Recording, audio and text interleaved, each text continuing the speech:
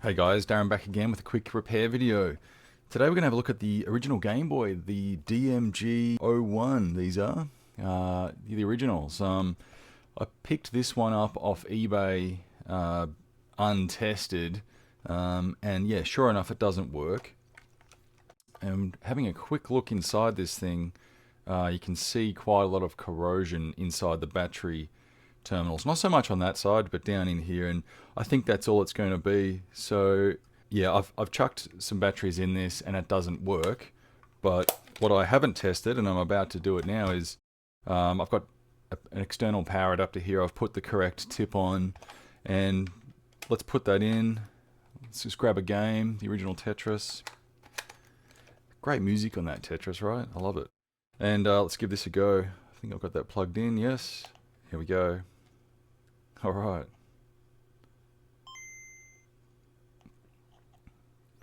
So that actually looks pretty good. Just make sure it all fires up.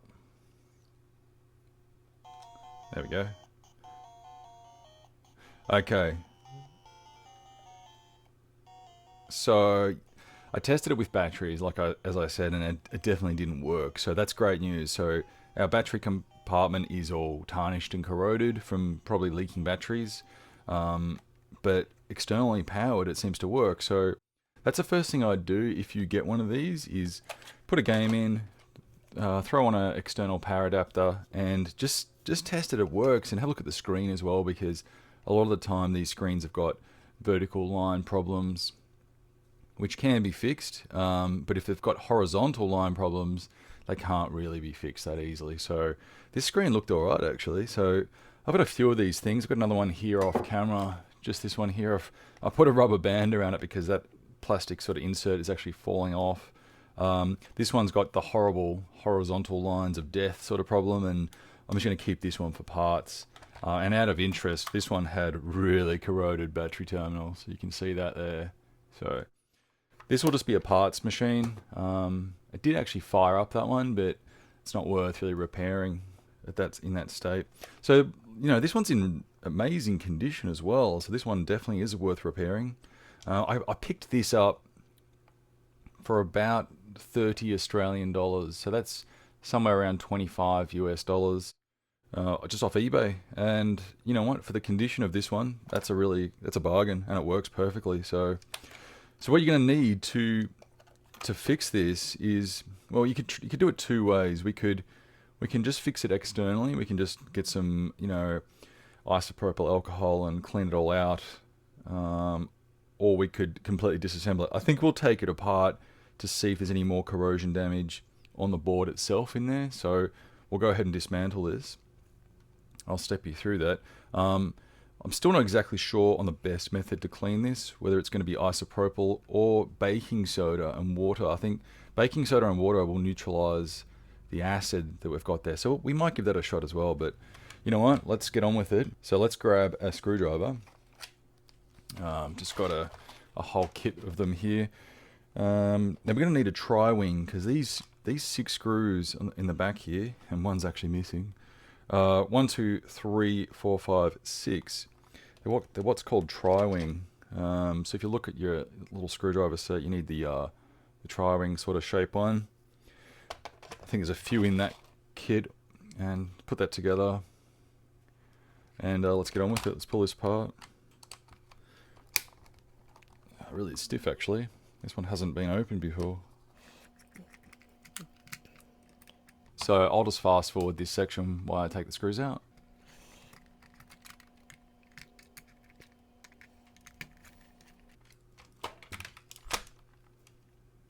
Okay, we lost the cover on that one too. Alright, so let's just get all those screws out of the way. A bit of plastic fell out. Yeah, so maybe it has got a few faults. 1, 2, 3, 4, 5. Yeah, I was missing one already, wasn't I? Okay.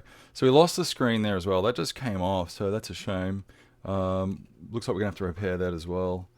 Yeah, the glue's all just perished and let go, so we'll look at giving that a clean on both edges and super gluing that back into place. Gives us an opportunity to clean the screen though, which is good. Okay, so when you open these things, you get this ribbon that sort of, hangs between them.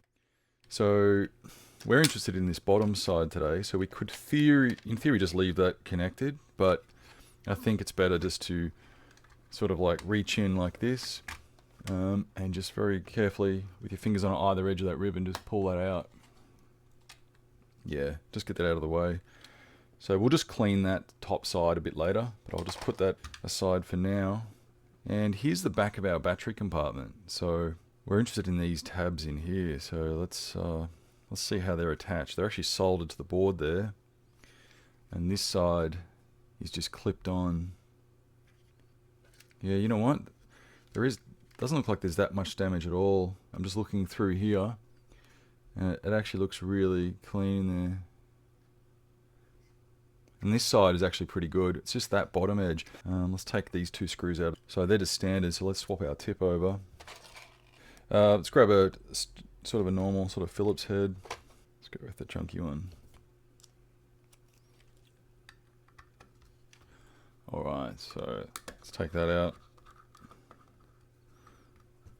Two screws.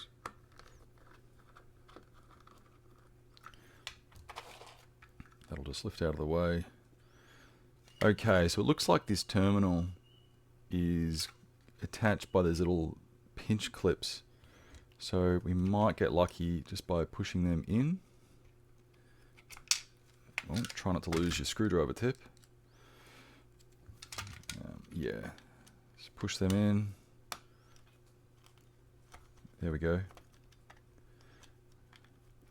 A flat blade would be better there, and then the whole thing will just slide out. So that went, yeah, it went face down, like that. Yep, so they went the same way. Okay, so all these end ones do is join the batteries up. So, so you've got your main battery terminals coming off either side. So basically the circuit starts here at this terminal, goes up, gets connected and looped by this one, back down, looped again through the middle, back up, connected by the other one, and back down and out this port here. So they're your input and output, like, you know, your positive and negative terminals basically.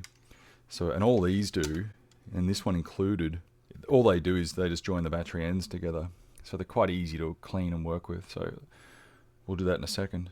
You know what, let's take the board out. I wasn't going to, but I feel like I'm ripping off a little bit by not going all the way on this one. So let's do it. Let's go a bit further. You might need to, so that's sort of why I'm doing this. Like, you know, you might have a lot more corrosion. So in that case, I think it's worth you taking the board out. So it looks like there's just two screws here. Two screws on the top of the board. So with those two screws out, we should just be able to lift this up. Yep. So that middle terminal can come out, and let's go ahead and pop that out. Just push that clip in. That'll all just slide out. Yep. So when you pull these things out, always sort of slow down and just notice the orientation of which way they go. So that edge was face down, like they all were, but it goes that way. So just always sort of stop yourself and just take note of which orientation these things were in. We had the switch drop out as well, that's fine. So let's have a look at this board.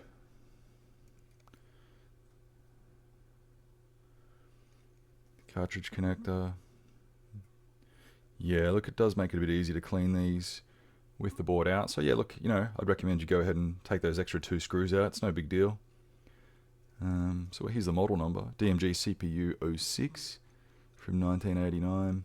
Yeah, and that's exactly what we thought. There's a negative and the positive terminal. So when we clean all this up and we put it all back together, we'll put some batteries in it, 4 AA batteries, and they're about 1.5 volts each. So we should get 6 volts across the terminals. We'll measure that later.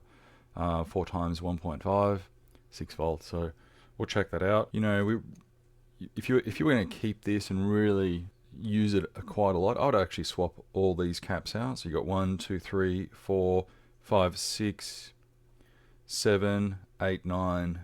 Yeah, I just swap those 9 caps out. You know, you may as well. It's pretty quick and easy. All right, look, the good news is there's no corrosion around the board. It hasn't gone any further, so that's really good news. Having a quick look back at our top piece, there's some more caps on this one as well. So we had 9 on the bottom board. 10, 11, 12, 13, 14, 15, 16, 17. Yes, look, there are a lot of caps. We're not going to do that on this video, but if you want to play these a lot, like I said, I'd swap them all out. They're a specific size. They're all quite small. I don't mean their values. I don't mean their 100 microfarad. I don't mean their rating. I mean their container size. So they're physically quite small to be quite flush. So in that scenario, and with all retro consoles that have a tight fitting, I would buy a cap kit. I probably wouldn't try and just make your own cap kit out of Chinese caps and so forth that you buy off eBay or whatever. I would buy a proper cap kit from someone like Console5.com. He's a really good supplier and seller of retro gaming parts, and he's got cap kits for all these things. So I would do that. I may actually do it with this one myself, but at this stage, I'm just going to get it working and give it a good test first. Yeah, there's the other wheel over there. So we had contrast and volume. So, it's worth spraying contact cleaner into those moving parts and making sure they all work properly. You got your speaker down there and the screen or LCD on the back of this. I can already see dust and junk all over this screen. So we will clean the screen. We will clean the back of this plastic, and then we'll reattach it. So, all right. So the next stage is the cleaning. So let me get set up. I'll pause the video for a minute, and I'll get myself ready to clean these, and we'll go through cleaning the terminals. Okay. So first thing we're going to do is grab some, cotton buds, or cotton tips as they might be called in your country. Just pop it open, and I buy this one because it's got a nice round lid, and why I buy that is so I can spray isopropyl or contact cleaner into the lid. It makes it a really nice little holding container to basically dip in the cotton buds and go through the cleaning. So, and really clean it out, make sure it all cleans nicely. It's really cold, that stuff. Like when you spray it, it gets freezing. Yeah, there's a bit of physical corrosion, like almost rust on that one. Might have to get something abrasive onto that. But otherwise, they're cleaning up pretty well. If you look really closely at this one, I'll try and zoom that in for you. If you look really closely at that one, there's a couple of physical bumps of corrosion, or the metals. It's almost like rust, but it's not quite, on that surface. So that's going to be a little bit of a problem. So we need to scratch that with a bit of physical abrasion, like a small bit of sandpaper or something, or a very fine file to take that down. So we'll put that one aside for a second. Let's come back to this really bad one. Yeah, this one's terrible, so let's cover it and see what happens.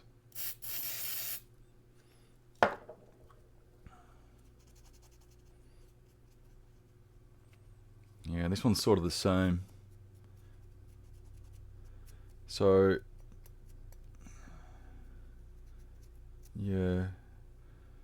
Geez, that's cold. That's gone so cold after I sprayed that stuff on it. This one's really bad, actually. Yeah, so we're going to need physical grit on that. That's just too far gone. That's actually started to rust.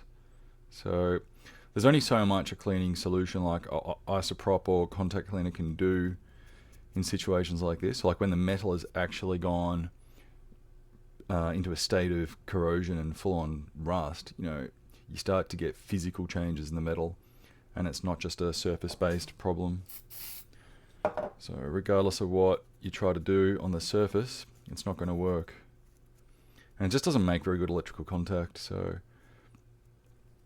that's all we can do with that. I need to get something a bit more hardcore, so let me just find the right tool and I'll come back. So I found some tools. I found just a bit of sandpaper to scuff up that tip, and more importantly, I found a nice metal brush. I've actually got quite a lot of these. I forgot I had them. You can pick up a whole set of these from Super Cheap Auto, or just your local automotive store in your area. They're going to sell packs of these for about $5 or $6, and you get all sorts of sizes, and they're really handy. A size comparison, it's only a little bit bigger than a screwdriver, so really handy for getting into small places. I've had a quick go at this terminal, the really corroded one, and it does help. It works quite well, and you just got to get in amongst the spring, all edges, and really clean that out. You know, I've bent it a little bit in doing so, but it's no big deal. You can just put that back.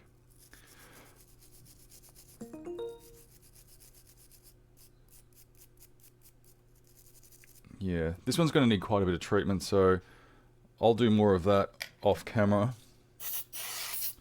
Soak them all in contact cleaner and really get them all wet and soaked up.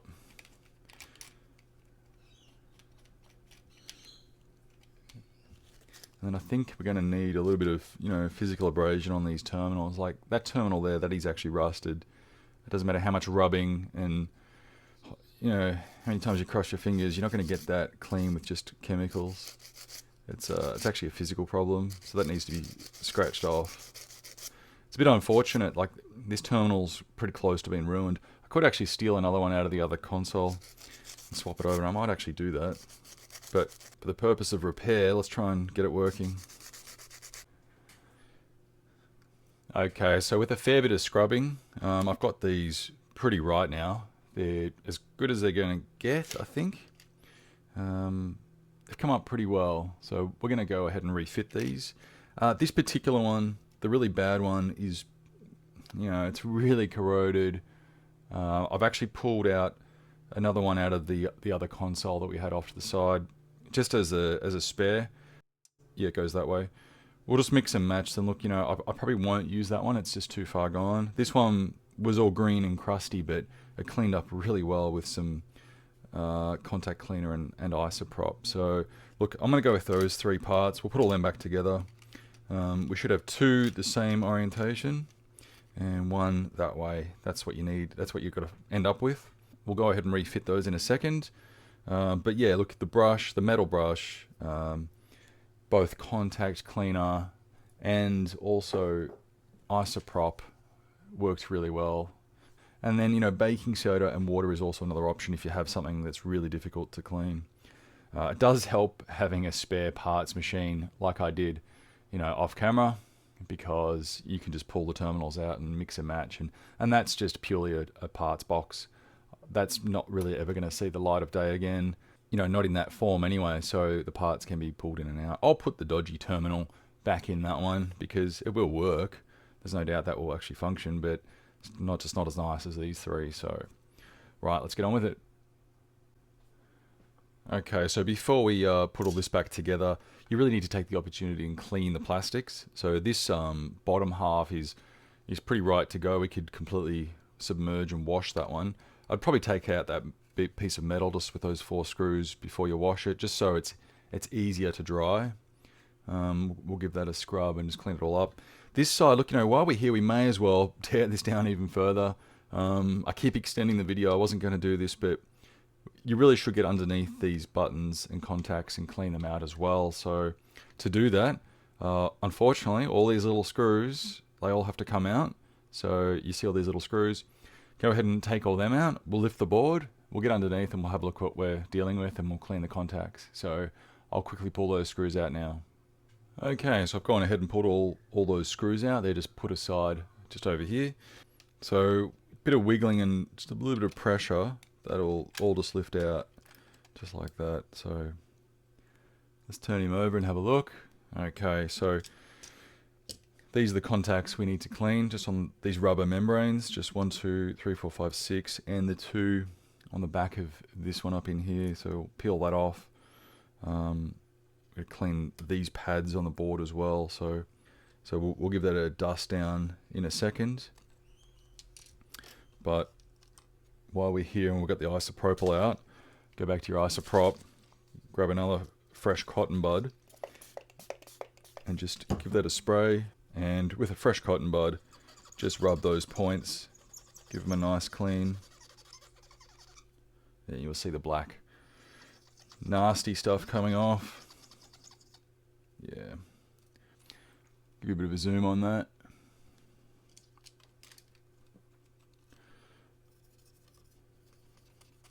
So anywhere where it makes contact as a button, like you're all in here, this is the D-pad, really got to give it a good clean. Pretty much until the black stuff stops coming off, and there's quite a lot on that one.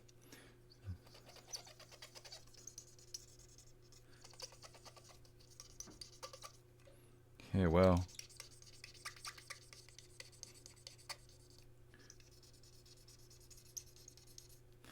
Okay, so I'll get a fresh cotton bud and I'll keep going. I'll finish that off. That's all the contacts on that end. And then we'll just move things around and come back to our membranes here. Just do it in the plastic, it's fine. We'll take all this outside and we'll wash this soon. So just give them a quick spray of isopropyl, get a fresh bud, and just wipe all these down. These are little carbon pads on the back of the rubber membrane, and they just make electrical contact as you push them down. So you could push hard and rub these a lot, but you'll end up rubbing the carbon off. So just a nice medium pressure wipe down with isopropyl is all you really need. It's just basically if someone spilt Coke or anything into this at one stage of its life, it just cleans it all out and restores it.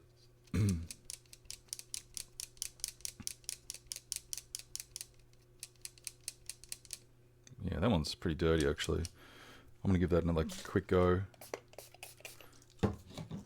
Another cotton bud. And just keep going with that one.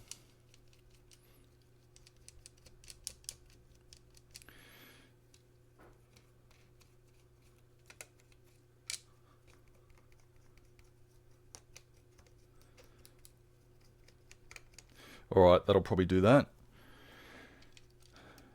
These only go in one orientation, so we can safely pull these out and we know which way they go. We're filming this as well, so we're not going to forget. These buttons only go in one position, so I'll take them with me and I'll scrub all this out actually. So I'll do this side as well. So let me I'll pause once again. I'll go ahead and clean all these out in the laundry, and I'll wait for them to dry, and I'll come back and we'll start the reassembly. So just before we take the covers here outside to wash, I thought what we'll do is we'll just scratch off some of this old glue in preparation for reattaching the screen. Now these screens, they're so cheap to buy brand new replacements that's what I'll probably do. I'll probably get a brand new replacement and I'll glue the new one on. But this old one, it's a little bit scratched up, so there's no point me gluing this on, and you can't actually rub too hard on the back side of these to get the old glue off, because you'll cut into that grey, very thin kind of painted plastic there. It's a very thin layer. This is all actually one bit of clear plastic, so if you scratch too hard on the back there, you'll go through and you'll see lines in the grey. So you know what, it's just really not worth it. I'm going to pick up a new one of these and I'll glue that on when the time comes. But just to show you what you do with the base, you just basically get a small metal spatula just out of our toolkit off shot there, and just very carefully just scratch off that old glue. This surface won't be seen, so it doesn't really matter if you scratch it. It's all going to be covered, and you know what, to be honest, the glue's going to stick really nicely to it if it's slightly scratched up anyway. Just take that off. Isopropyl and things like that won't get this old glue off. You need a special chemical for that, and it's just not worth it. So just take most of that off and then take it out the back, give it a wash, and you're all done. So I'll do that now and I'll be back. Okay, so while we wait for the plastics to dry outside, another final step before we reassemble is just grab your contact cleaner. And I'd recommend contact cleaner in this case, not isopropyl. It's just to spray it in the little moving parts and on the connectors, and then give the wheel, these are variable resistors, just give them a really good spin, back and forth, and try and let that get in there. It does have alcohol in it, and it is going to evaporate really quickly, so it's not going to be wet. It's just going to get in there, clean it out, and do its job. the switch also. Just put a tiny bit in the switch, both sides, and run the switch back and forth like that. And then we'll let this dry sort of at the same time as the plastic. Also put a bit down the cart slot down in there, just to try and clean those pins. We can't really get down there and clean them very easily. It's quite hard to get down there, so all we can do is really spray, and we can clean the carts themselves much nicer. So that's all you can really do on that. We won't clean the screen just yet. We'll wait to the very last minute before we dust that off, but you can put a tiny bit of contact cleaner behind these wheels.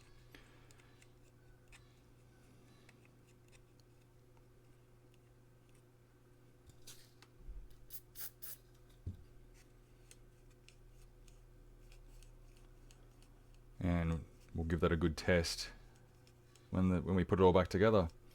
So there are all the moving parts, the two wheels, the switch, the cart slot. We don't really need to do anything to the screen. Everything else looks pretty good actually. Oh, there is the old headphone jack as well. Won't hurt to put a bit of a spray in that. And then just grab yourself headphones and insert them and remove them a few times. That'll help to clean it out. So alright, I want to go and check on the plastics, see if they're dry, and we'll put it all back together. Okay, so these parts are all washed up and they've come up really nice, really clean, and ready for reassembly. So let's start with the front side, the screen side. We're gonna flip this back over and put it in, but we kind of want to give this screen a little bit of a clean first. It's just got some dust and stuff on it, so just get a nice clean cotton bud, hold it in the right angle so you can see what's on the screen, and just very gently clean it off. You could put a little bit of isopropyl on this. I wouldn't put too much, just a little bit. I'll just get a little bit on the bud and just clean off a few of the spots that have got like maybe fingerprints and stuff on it. But ultimately we're just sort of dusting it down and really try not to scratch the surface here, just very carefully. There's a few spots that need a bit of attention, so clean them up and we'll flip it over and put it in. Okay, and that's looking pretty good. Pretty clean. So we're going to flip that over and put it in. So let's just put our pieces back in first. Drop our buttons in. Drop our contact pads back on. D-pad.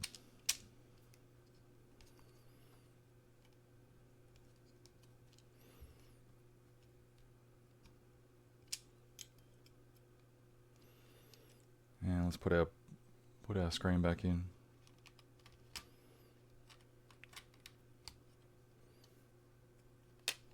All right, a little bit of a little bit fiddly to get that aligned properly. But once you do it, just drop straight in. Make sure your speaker sits flat in the hole. You kind of have to just lift that and get that sitting. And then we go ahead and put all the screws back in. So I'll do that right now. Okay, so those screws are all back in place. Now, just something to point out, which I probably shouldn't really need to point out, is that point there. It says don't put a screw in, so obviously don't put a screw in there. Yeah, it's labelled. Just don't get confused and don't put it in. Something else I've noticed is when we first pulled this apart, I noticed a couple of bits of plastic fell out, and they're actually off the posts up the back here where it screws through. So this is going to be a little bit of a problem for me. It's not going to screw down completely tightly, but that's okay. I've got the other case. I'll probably swap that over at a later stage, but there's no point doing that now. So yeah, I just wanted to, it's a little bit disappointing, but that's fine. We'll deal with that another day. So let's just crack on. So this is all in. Now at this stage, we've got a nice clean screen. We really should put our lens back on. I've just cleaned that as well. I'm going to buy a new one. So for the purpose of today, I will glue it in, but I'll only use a very tiny bit of super glue just to do it, just so I can reverse that action a bit later. Just a couple of tiny little bits of super glue is all I need.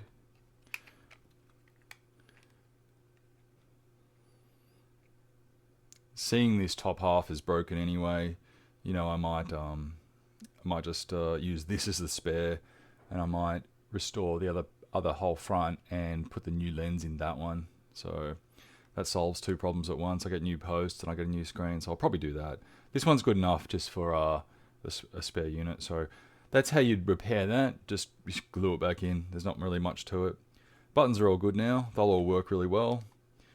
So let's put that aside and we'll crack on with the other half. So I've screwed this metal plate back in. I didn't show you taking that out. It's just 4 screws. It's just the cart slot guide. It's just worth taking it out when you wash it, just so things wash up nicely. So let's put our terminals back in. So if we have a look at our terminals, what we're left with, we've got 2 with the spring on the left and 1 with the spring on the right. I don't need to rewind the video and work out where they go because it's quite logical. If you look at the batteries here, you've got the negative facing down that way and the positive that way, negative and positive. The negative always connects to a spring, so you just got to put it in that way. So negative will go that way, we'll clip it in, negative will go that way. I actually bent these little tabs back as well, just a little bit so they click back in. You might need to do that as well. And on this side, the negative is on this side on this end. Negative always gets the spring. There we go. All right. So yeah, bend the little tabs up, put them in, and you know that's pretty right. That should work really well. So let's keep going. We've got our board all prepared. We did that before.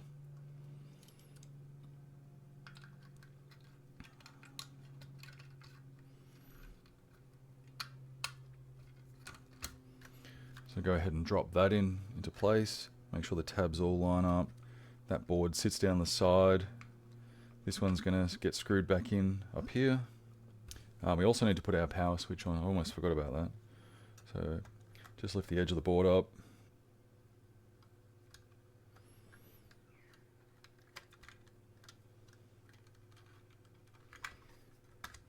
And just drop him in like that. Nice and easy. Okay, so let's finish putting the screws back together. 2 screws from the end. 2 screws in the base of the board. And we're all ready. So grab our top half.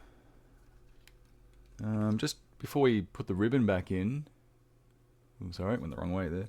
Probably just inspect the pins. You know, once again, it doesn't hurt to give them a little bit of isoprop. So a bit of isoprop on a cotton bud and just give them a quick wipe down. And then just as we did in reverse order, sort of hold it like this and reach underneath and just feed that ribbon in. You might need to use a bit of pressure and a bit of a wiggle to get it in, but that should go in reasonably easy. All right.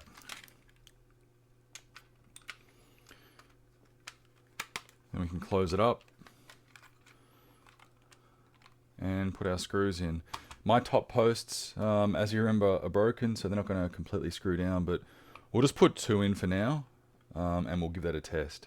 2 screws in now, and it's all looking good. So, the moment of truth, let's get some batteries. Hope these batteries have got charge. I don't really know. Put our game in, and you ready? Boom. Whoa. Batteries are flat. Let's swap them out and try some better ones.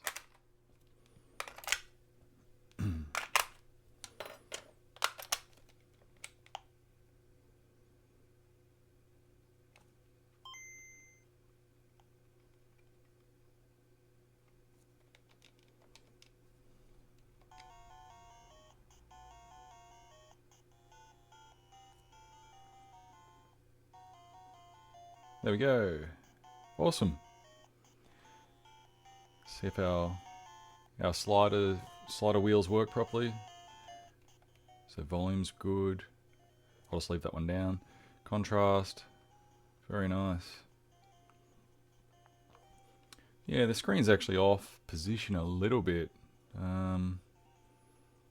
It's either out of position or I've lost some pixels. I'm not sure actually.